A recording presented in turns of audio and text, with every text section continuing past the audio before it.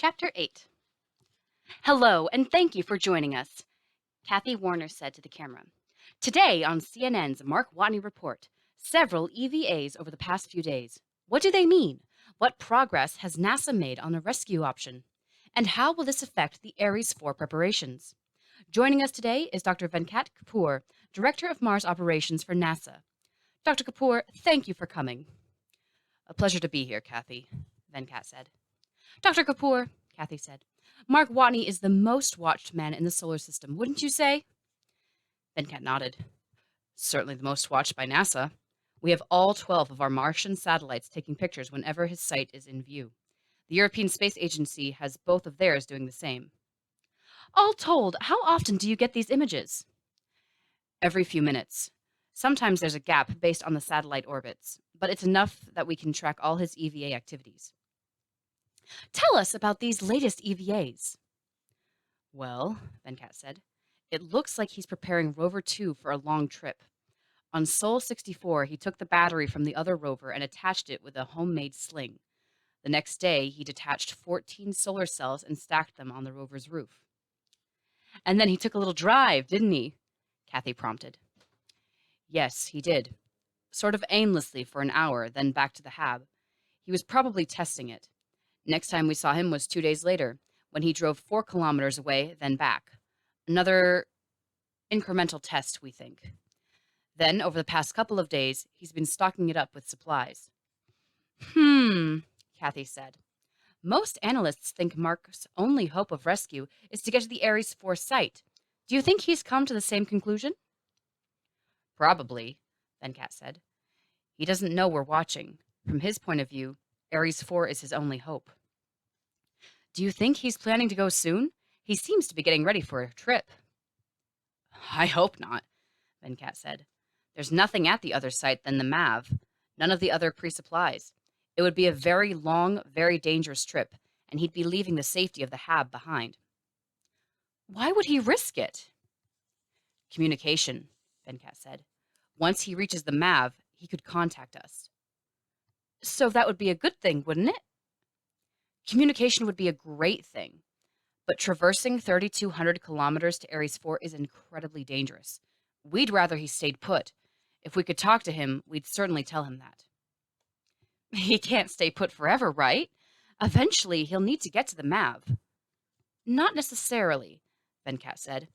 JPL is experimenting with modifications to the MDV so it can make a brief overland flight after landing. I've heard that idea was rejected as being too dangerous, Kathy said. Their first proposal was, yes. Since then, they've been working on safer ways to do it. With only 3.5 years before Ares 4's scheduled launch, is there enough time to make and test modifications to the MDV? I can't answer that for sure. But remember, we made a lunar lander from scratch in 7 years. Excellent point, Kathy smiled. So what are his odds right now? No idea, Venkat said. But we're going to do everything we can to bring him home alive. Mindy glanced nervously around the conference room. She'd never felt so thoroughly outranked in her life. Dr. Venkat Kapoor, who was 4 levels of management above her, sat to her left. Next to him was Bruce Nigg, the director of JPL. He'd flown all the way to Houston from Pasadena just for this meeting. Never one to let precious time go to waste, he typed furiously on his laptop. The dark bags under his eyes made Mindy wonder just how overworked he truly was. Mitch Henderson, the flight director for Ares 3, swiveled back and forth in his chair, a wireless earpiece in his ear. It fed him a real-time stream of all the comm chatter from Mission Control. He wasn't on shift, but he was kept appraised at all times. Annie Montrose entered the conference room, texting as she walked. Never taking her eyes off her phone, she deftly navigated around the edge of the room, avoiding people and chairs, and sat in her usual spot. Mindy felt a pang of envy as she watched the director of media relations. She was everything Mindy wanted to be: confident, high-ranking, beautiful, and universally respected within NASA. How'd I do today? Venkat asked. Annie said, putting her phone away. You shouldn't say things like bring him home alive. It reminds people he might die. Think they're going to forget that? You asked my opinion. Don't like it? Bite me. You're such a delicate flower, Annie. How did you end up in NASA's Director of Media Relations? Beats me, Annie said. Guys, Bruce said, I need to catch a flight back to LA in 3 hours. Is Teddy coming or what? Quit bitchin', Bruce, Annie said. None of us want to be here. Mitch turned the volume down on his earpiece and faced Mindy. Who are you again? Mindy said. I'm Mindy Park. I work in SatCon. You a director or something? No, I just work in SatCon. I'm a nobody. Venkat looked to Mitch. I put her in charge of tracking Watney. She gets us the imagery. Huh, said Mitch. Not the director of SatCon? Bob's got more to deal with than just Mars. Mindy's handling all the Martian satellites and keeps them pointed at Mark. Why Mindy? Mitch asked. She noticed he was alive in the first place. She gets a promotion just because she was in the hot seat when the imagery came through? No, Venkat frowned. She gets a promotion because she figured out he was alive. Stop being a jerk, Mitch. You're making her feel bad. Mitch raised his eyebrows. Didn't think of that. Sorry, Mindy. Mindy looked at the table and managed to say, "'Kay." Teddy entered the room. Sorry I'm late. He took his seat and pulled several folders from his briefcase. Stacking them neatly, he opened the top one and squared the pages within. Let's get started. Venkat, what's Watney's status? Alive and well, Venkat said. No change from my email earlier today. What about the RTG? Does the public know about that yet? Teddy asked. Annie leaned forward. So far, so good, she said. The images are public, but we have no obligation to tell them our analysis. Nobody has figured it out yet. Why did he dig it up? Heat, I think, Venkat said. He wants to make the rover do long trips. It uses a lot of energy keeping warm. The RTG can heat up the interior without soaking battery power. It's a good idea, really. How dangerous is it? Teddy asked. As long as the container's intact, no danger at all. Even if it cracks open, he'll be okay if the pellets inside don't break. But if the pellets break too, he's a dead man. Let's hope that doesn't happen, Teddy said. JPL, how are the MDV plans coming along? We came up with a plan a long time ago, Bruce said. You rejected it. Bruce, Teddy cautioned. Bruce sighed. The MDV wasn't made for liftoff and lateral flight. Packing more fuel in it doesn't help. We'd need a bigger engine and don't have time to invent one. So we need to lighten the MDV. We have an idea for that. The MDV can be its normal weight on primary descent. If we made the heat shield and outer hull detachable, they could ditch a lot of weight after landing on Ares 3 and have a lighter ship for the traverse to Ares 4. We're running the numbers now. Keep me posted, Teddy said. He turned to Mindy. Miss Park, welcome to the big leagues. Sir, Mindy said. She tried to ignore the lump in her throat. What's the biggest gap in coverage we have on Watney right now? Mindy said. Once every 41 hours, we'll have a 17-minute gap. The orbits work out that way. You had an immediate answer, Teddy said. Good. I like it when people are organized. Thank you, sir. I want that gap down to 4 minutes, Teddy said. I'm giving you total authority over satellite trajectories and orbital adjustments. Make it happen. Yes, sir, Mindy said, with no idea how to do it. Teddy looked to Mitch. Mitch, your email said you had something urgent? Yeah, Mitch said. How long are we going to keep this from the Ares 3 crew? They all think Watney's dead. It's a huge drain on morale. Teddy looked to Venkat. Mitch, Venkat said, we discussed this. No, you discussed it, Mitch interrupted. They think they lost a crewmate. They're devastated. And when they find out they abandoned a crewmate? Venkat asked. Will they feel better then? Mitch poked the table with his finger. They deserve to know. You think Commander Lewis can't handle the truth? It's a matter of morale, Venkat said. They can concentrate on getting home. I make that call, Mitch said. I'm the one who decides what's best for the crew, and I say we bring them up to speed. After a few moments of silence, all eyes turned to Teddy. He thought for a moment. I'm sorry, Mitch. I'm with Venkat on this one, he said. But as soon as we come up with a plan for rescue, we can tell Hermes. There needs to be some hope, or there's no point in telling them. Mitch grumbled and crossed his arms. I know you're upset, Teddy said calmly. We'll make it right, just as soon as we have some idea how to save Watney.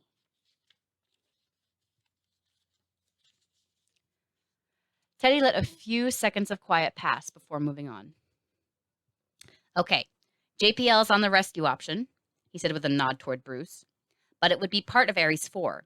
How does he stay alive till then? Venkat? Venkat opened a folder and glanced at the paperwork inside. I had every team check and double-check the longevity of their systems. We're pretty sure the HAB can keep working for 4 years, especially with a human occupant fixing problems as they arise. But there's no way around the food issue. He'll start starving in a year. We have to send him supplies. Simple as that. What about an Ares 4 pre-supply? Said Teddy. Land it at Ares 3 instead. That's what we're thinking, yeah, Venkat confirmed. Problem is, the original plan was to launch pre-supplies a year from now. They're not ready yet. It takes 8 months to get a probe to Mars in the best of times. The positions of Earth and Mars right now, it's not the best of times. We figure we can get there in 9 months. Presuming he's rationing his food, he's got enough to last 350 more days. That means we need to build a pre-supply in 3 months. JPL hasn't even started yet. That'll be tight, Bruce said. Making a pre-supply is a 6-month process. We're set up to pipeline a bunch of them at once, not make one in a hurry. Sorry, Bruce, Teddy said. I know we're asking a lot, but you have to find a way. We'll find a way, Bruce said, but the OT alone will be a nightmare. Get started. I'll find you the money. There's also the booster, Venkat said. The only way to get a probe to Mars with the planets in their current positions is to spend a buttload of fuel. We only have one booster capable of doing that. The Delta 9 that's on the pad right now for the Eagle Eye 3 Saturn probe. We'll have to steal that. I talked to ULA, and they just can't make another booster in time. The Eagle Eye 3 team will be mad, but okay, said Teddy. We can delay their mission if JPL gets the payload done in time. Bruce rubbed his eyes. We'll do our best. He'll starve to death if you don't, Teddy said. Venkat sipped his coffee and frowned at his computer. A month ago, it would have been unthinkable to drink coffee at 9 p.m. Now it was necessary fuel. Shift schedules, fund allocations, project juggling, out-and-out looting of other projects. He'd never pulled so many stunts in his life. NASA's a large organization, he typed. It doesn't deal with sudden change well. The only reason we're getting away with it is the desperate circumstances. Everyone's pulling together to save Mark Watney, with no interdepartmental squabbling. I can't tell you how rare that is. Even then, this is going to cost tens of millions, maybe hundreds of millions of dollars. The MDV modifications alone are an entire project that's being staffed up. Hopefully, the public interest will make your job easier. We appreciate your continued support, Congressman, and hope you can sway the committee towards granting us the emergency funding we need. He was interrupted by a knock at his door.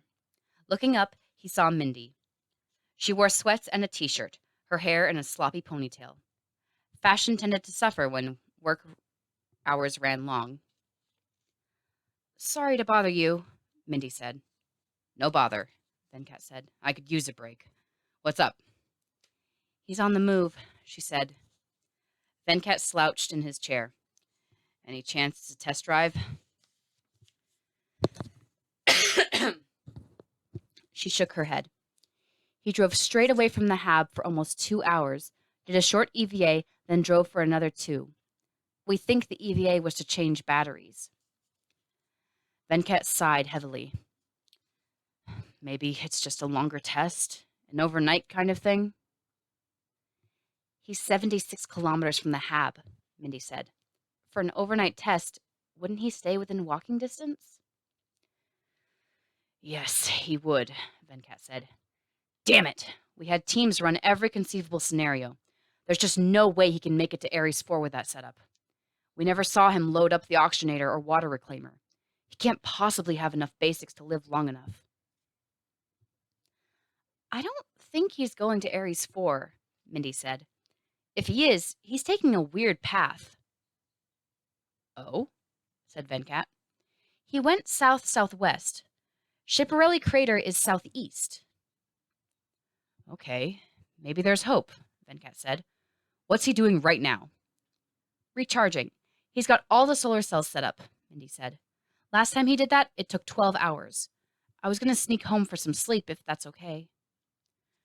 Sure, sounds good. We'll see what he does tomorrow. Maybe he'll go back to the hab. Maybe, Mindy said, unconvinced. Welcome back, Kathy said to the camera. We're chatting with Marcus Washington from the U.S. Postal Service. So, Mr. Washington, I understand the Ares 3 mission caused a postal service first. Can you explain that to our viewers? Yeah, said Marcus. Everyone thought Mark Watney was dead for over 2 months. In that time, the Postal Service issued a run of commemorative stamps honoring his memory. 20,000 were printed and sent to post offices around the country. And then it turned out he was alive, Kathy said. Yeah, said Marcus. We don't print stamps of living people, so we stopped the run immediately and recalled the stamps, but thousands were already sold. Has this ever happened before? Kathy asked.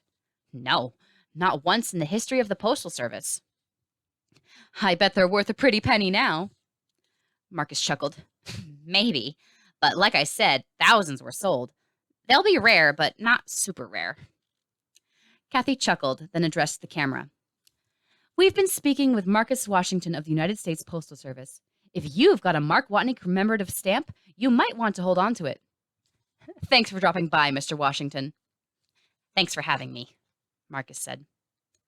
Our next guest is Dr. Irene Shields, flight psychologist for the Ares mission. Dr. Shields, welcome to the program. Thank you, Irene said, adjusting her microphone clip.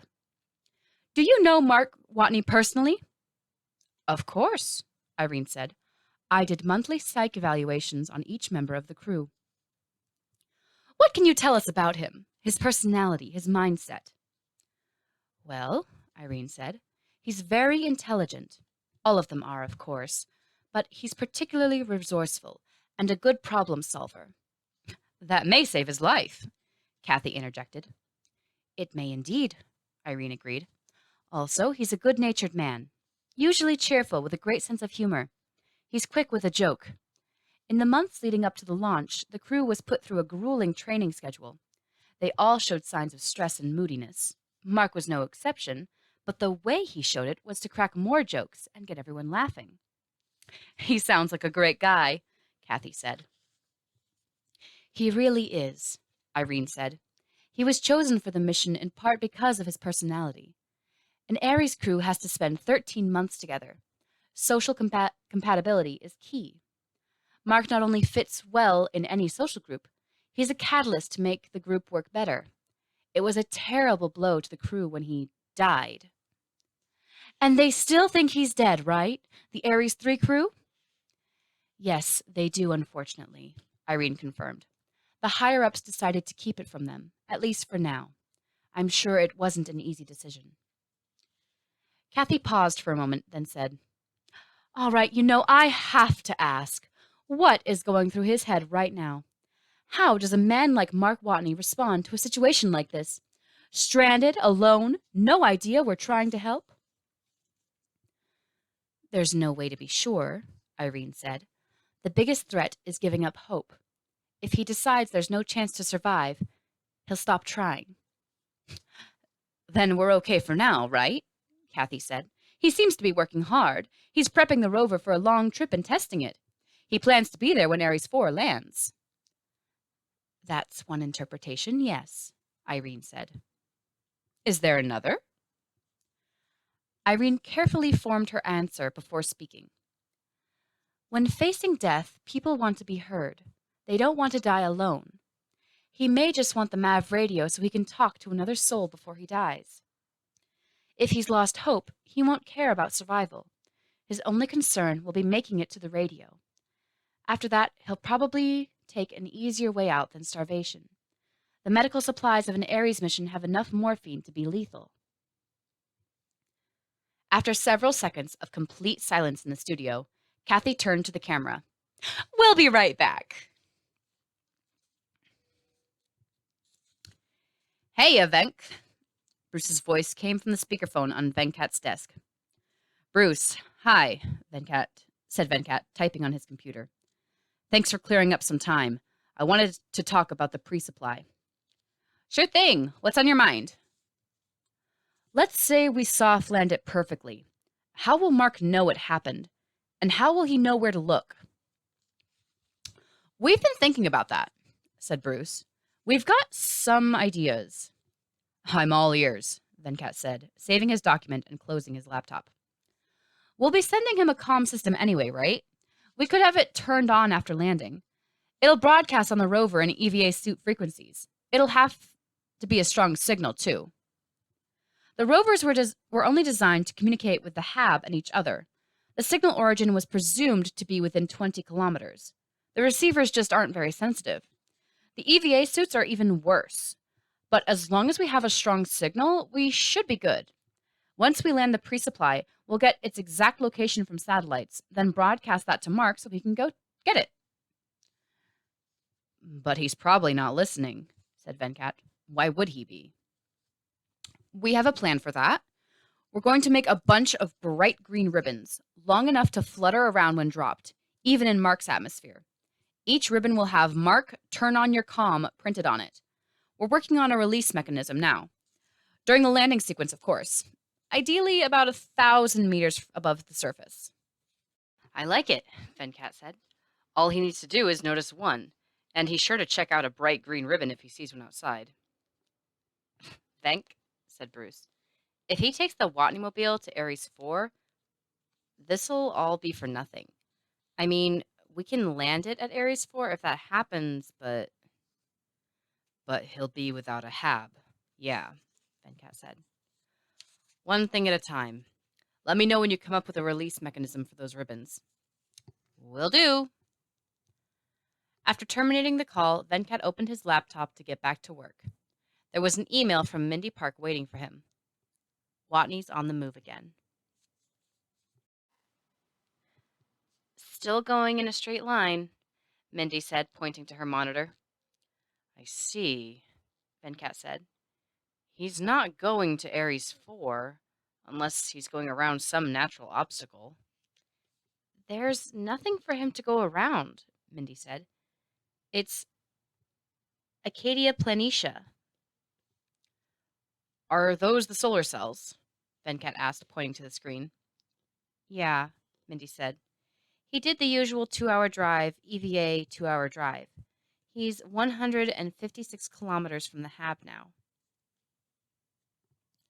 They both peered at the screen. Wait, Venkat said. Wait, no way. What? Mindy asked. Venkat grabbed a pad of Post-its and a pen. Give me his location, and the location of the HAB. Mindy checked her screen. He's currently at 28.9 degrees north, 29.6 degrees west. With a few keystrokes, she brought up another file. The HAB's at 31.2 degrees north, 28.5 degrees west. What do you see? Venkat finished taking down the numbers. Come with me, he said quickly, walking out. Mindy stammered, following after. Where are we going? Satcom break room, Venkat said. You guys still have that map of Mars on the wall? Sure, Mindy said. But it's just a poster from the gift shop. I've got high-quality digital maps on my computer. Nope, I can't draw on those, he said. Then, rounding the corner to the break room, he pointed to the Mars map on the wall. I can draw on that. The break room was empty save for a computer technician sipping a cup of coffee. He looked up in alarm as Venkat and Mindy stormed in. Good, it has latitude and longitude lines, Venkat said. Looking at his post-it, then sliding his finger along the map, he drew an X. That's the HAB, he said. Hey, the technician said. Are you drawing on our poster? I'll buy you a new one, Venkat said without looking back. Then he drew another X. That's his current location. Get me a ruler.